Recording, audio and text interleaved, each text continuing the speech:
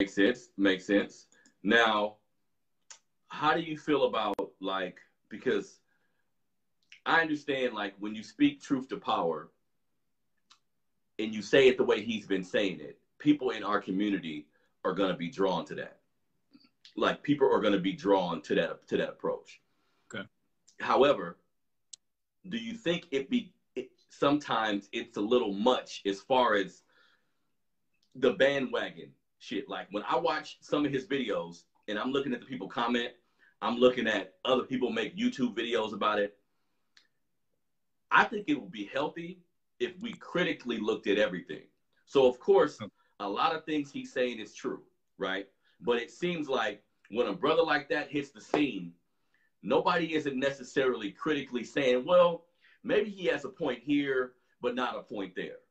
It seems like everybody is like, yeah, get him, because this is my take on it. Okay. I think and you can tell me what you think about this, I think if he would have initially did like his first videos and he was calm and he wasn't calling nobody no names and he wasn't speaking on people the way he was, okay, I don't think the YouTube public would have jumped on it the way they did.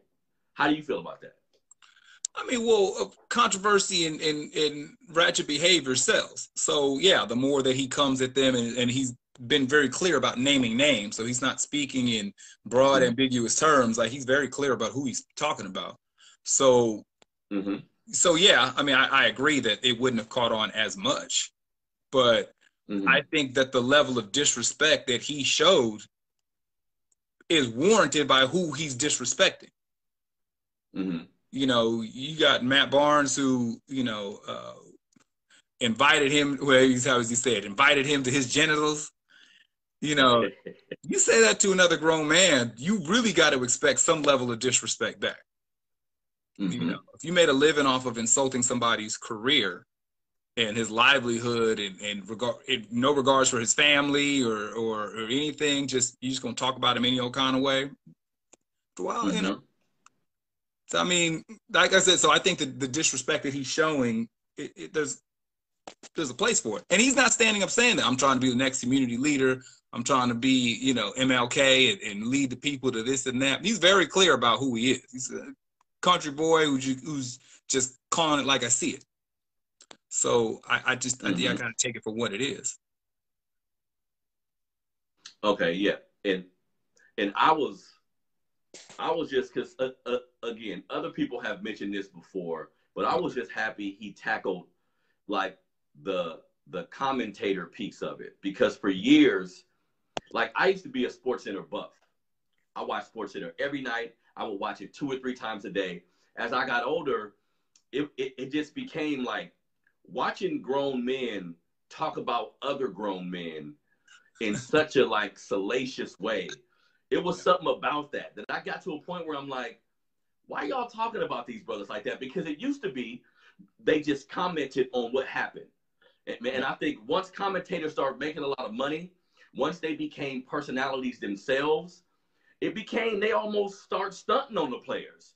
Like Stephen A. Smith is notorious for this, where he talk about players like he could go out there and dunk himself.